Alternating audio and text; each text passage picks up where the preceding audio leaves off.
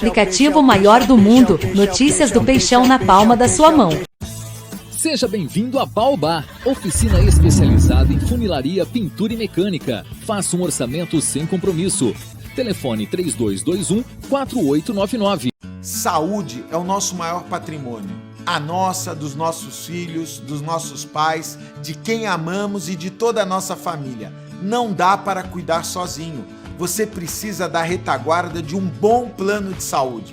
Com bons médicos, uma boa rede credenciada, unidades próprias em toda a Baixada Santista e experiência em cuidar de pessoas. Plano Santa Saúde, há 30 anos, sempre perto, cuidando de você.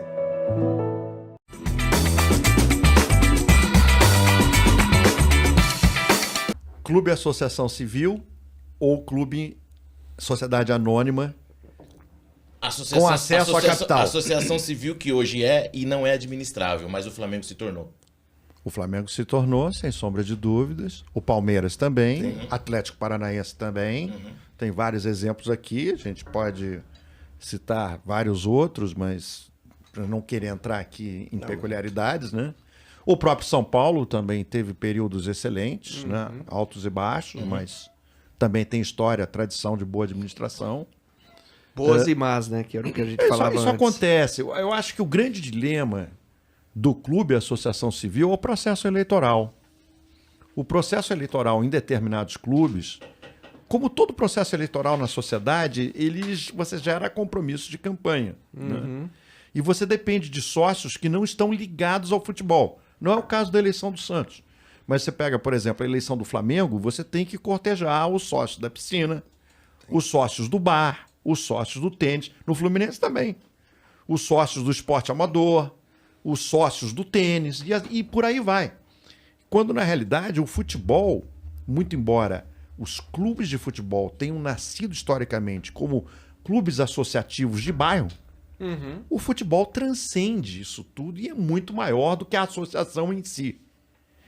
E as necessidades de capital do futebol, principalmente nesses novos estágios, elas serão muito grandes. E é mais do que comprovado de que a maioria dos clubes brasileiros tem um endividamento que é impagável. Então, uma SAF ou uma associação civil que consiga ter acesso aos mercados de capital, a gente não diz aqui que existem modelos definitivos, não. Isso tudo é muito novo e tudo tem que ser examinado. Se fala, por exemplo, do modelo do Bayern de Munique, que é um modelo válido, né? Pegar um sócio, empresa que vira sócio de um clube, associação civil, mas aí tem que ter um programa de governança que dê tranquilidade ao sócio, que ele vai ser respeitado no determinado momento. Então eu diria que a SAF, até o momento, ela tem representado uma oportunidade de clubes de diversos tamanhos resolverem o passivo, né? Que atualmente se mostra como impagável em muitas situações, e terem acesso a um capital que se faz necessário. Eu quero só dar um exemplo, tá certo? Um clube do porte de um Náutico, já que estamos falando do Náutico, mas isso vale também para o Juventude, vale para o Vila Nova, vale... Todos os clubes, eu chamo assim os clubes de Série B, né? Já tiver história na A. Que tem história na A, que eu chamo de clube de BA, AB, né? A gente entende que nesse cenário de ligas e SAFs existirá uma elite brasileira de 30 clubes. Certamente 80% desses clubes, não digo 80%, mas a esmagadora maioria vai ser SAF. E eu vou citar aqui um exemplo. Quando se fala de uma negociação de uma SAF, qualquer que seja o modelo, de novo, não há nenhum preconceito contra qualquer tipo de modelo. E você projeta 10 anos, os investimentos num clube de Série B chegam a 1 bilhão em 10 anos. Quando que um clube de Série B endividado pensaria em ter um orçamento de 100 milhões de reais na Série A? Nunca. Independentemente do que venha de direito de transmissão. Porque o investidor vem e garante um orçamento. E se preocupa em administrar. Porque seja como parceiro do clube minoritário, eu não discuto o formato porque, de novo, todos os formatos estão em abertos. É um processo novo e tudo tem que ser ponderado, medido e discutido. Cada um vai decidir a sua porcentagem. E ouvir a melhor proposta, né? Mas vamos pensar o seguinte. No caso, o Santos tem um outro tamanho, óbvio. É um outro fenômeno, né?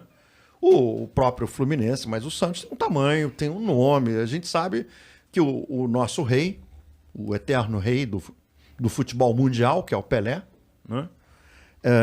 Ele foi o maior embaixador do Brasil e do Santos. Né? Quem pegar o Santos leva isso, né? Leva para o mundo inteiro. Essa outra plataforma do Ricardo que é imbatível.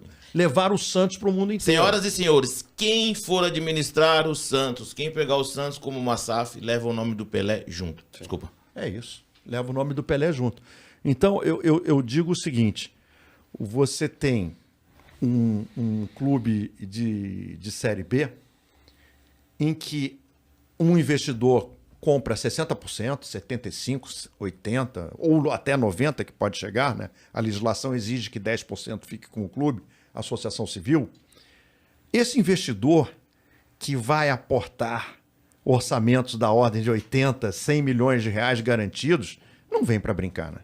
Uhum. Vamos pegar aqui um exemplo, né? Nós temos aqui as SAFs que foram as primeiras do Brasil, né?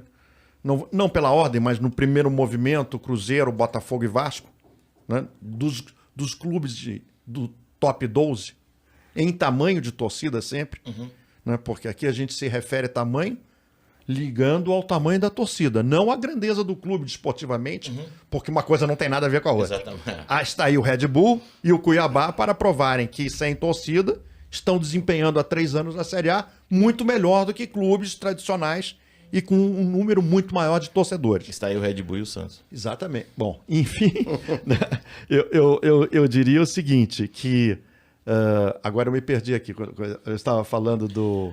A forma com que nós vemos o tamanho. Assim, exatamente. Então, quando você pega um investimento num clube desses que era endividado, o investidor vem e quita a dívida, assume o compromisso de quitação de dívida, e garante um orçamento de 100 milhões ou 80 milhões, que é disso que se fala em média, né?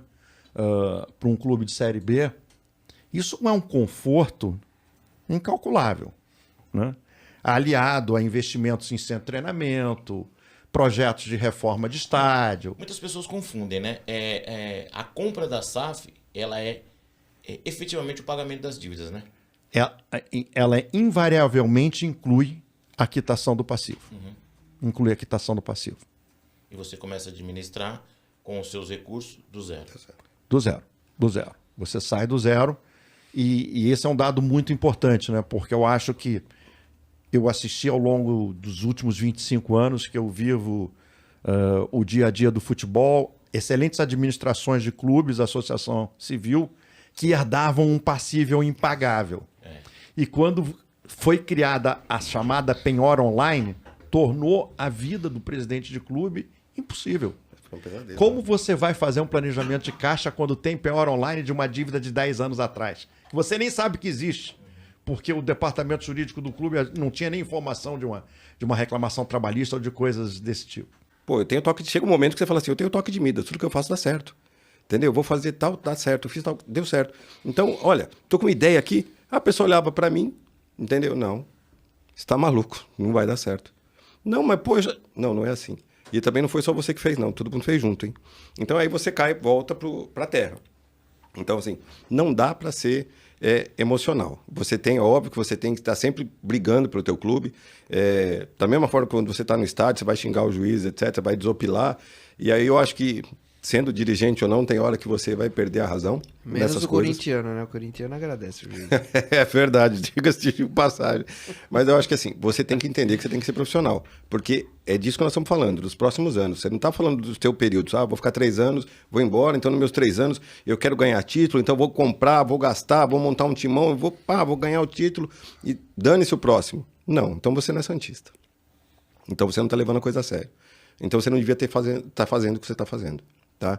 Porque quando você se propõe a ser presidente, quando você se propõe a representar uma entidade do tamanho do Santos Futebol Clube, você tem que entender que quando você perde, e tem campeonatos com derrotas tão acachapantes como a gente tem, você nesses 3 anos, nunca na história do Santos tivemos 3 anos em que o clube mais perdeu do que ganhou na sua história. O Evaldo falou isso aqui, né? a semana passada. Desde o amadorismo. Os 3 piores anos da história do Santos estão saindo agora. Exatamente. Então, assim, por que você se propõe a fazer isso? É para ter esse tipo de resultado. Então, você tem que ter um pouco de profissionalismo. Um pouco não, totalmente. Você tem que ser profissional ao extremo, sabe? Você não adianta você olhar só como torcedor, nem para um lado nem para o outro, nem para gastar demais para querer ganhar um título a qualquer custo e depois deixar o clube endividado por 10 anos. Isso aconteceu muito. Vou dar um exemplo para vocês aí. O Rodolfo é meu padrinho e ele foi que me mostrou isso e eu fui pesquisar. O Santos foi campeão de 84, montou um baita time, todos os méritos a quem montou, que foi o presidente, que é uma pessoa que a gente respeita muito, falecido, montou um baita time. Ok, terminou o campeonato, foi campeão paulista, que na época era quase tão importante como ser campeão brasileiro, não é? Eu me lembro daquele jogo. Com certeza. Até eu, como palmeirense, me Tem lembro. time aí que se você tirar o Campeonato Paulista não tem história. E aí o que aconteceu? Isso mesmo. Chegou 85, vendeu todo mundo. Ou seja, sobrou o Rodolfo, mas ninguém. Foi todo mundo embora. O Serginho foi pro Corinthians, não sei quem, Paulo Isidoro foi embora. Acabou o time. Aí o Santos ficou 4, 5 anos com resultados horríveis. A sorte é que naquela época tinha um negócio chamado raça, que esses últimos anos a gente não tem visto no Santos. Mas pelo menos o time era brigador. Perdia muito, mas era brigador, né? Por quê? Porque gastou demais para ser campeão, para gravar aquele ano, e depois não pensou no médio e longo prazo. Então, assim, são coisas que você tem que ser profissional. E quando você fala de ser profissional, a gente fala de profissionalizar todas as áreas do clube. A começar pelo futebol, mas financeiro, jurídico, etc. Para você ter sustentação, o marketing. Né? O último profissional de marketing teve lá, adiantou, mostrou, olha, o Santos faturou X com marketing. Desculpa, adiantou pra caramba. Então, ano que vem não vai ter. E deixe bem claro, assim, até aquela hora que eu falei da profissionalização, pessoal do chat, se eu estiver errado, vocês me corrijam. Quando nós falamos de profissionalização, é capacitação de pessoas para gerir Exatamente. um nome tão grande quanto esse. É isso que a gente fala. Então, por isso que a gente, não necessariamente, a pessoa tem que ser santista, tem que ser nascido em Santos. Não, a pessoa tem que ser profissional. Se tiver essa união, ótimo. Ok, agora, se você tiver que buscar no mercado, se a pessoa não for santista, mas for capacitada e for fazer a coisa acontecer, e for fazer essa volta, for fazer essa transformação, a gente não pode deixar. A minha empresa tem que andar. É óbvio. Junta-se isso à pergunta da Isabela Dias, minha filha. Muito se fala que SAF tira em parte a identidade do time, devido a dívidas. Em tese, fica à mercê de quem investe. Mais ou menos. Falando de Santos, seria completamente o contrário. Olha, eu penso E acredito que sim. administrativamente. Eu penso que sim. Eu acho que a questão da SAF, ela é uma das vertentes. Primeiro, a gente fala de profissionalização do clube. Até porque, para você conseguir buscar investidor, buscar dinheiro no mercado, Marcelo me corrija se tudo é errado. Se o clube estiver profissionalizado, se o clube estiver funcionando, obviamente os investidores vão olhar com outros olhos. Já existe, claro, o Santos tem uma predisposição para o investidor por ser o nome que tem, por ter a torcida que tem, por ter a história, a magnitude, por ter a coisa do Pelé junto, etc. Mas, se o clube é profissional, se o clube nas áreas dele está operante, se ele está conseguindo ser administrável e está disputando campeonatos em bom nível, é óbvio que você vai conseguir parceiros melhores. Você vai mostrar, ou seja, você vai ter que mostrar, tá, para o seu investidor. Então é bem diferente do que você chegar com um clube todo, como o Cruzeiro, por exemplo, no momento que ele estava. O próprio Atlético agora, que foi uma negociação, né, bem complexa, tá? No mínimo que a gente pode dizer. Então a gente pensa nisso. E eu sempre deixo isso claro. Eu acho que é interessante a gente analisar todas as possibilidades. Mas, por exemplo, esse modelo do Bahia é um modelo que me agrada. Foi aquilo que eu estava brincando, Marcelo, não sei se você viu, quando eu estive aqui na outra vez, que eu estava falando do primeiro encontro nosso. Que eu falei a sugestão, a minha ideia de SAF que eu pensava para o Santos, que era um modelo parecido com o Bayern, com o Manchester City, né? E o pessoal ficou meio surpreso. E é você na hora, posso citar, foi você, falou assim, eu acho que no Brasil o Santos é o único clube que pode ter essa pretensão, que pode ter essa situação e pode conseguir. Foi o que o Marcelo falou, leva o nome do Pelé, né?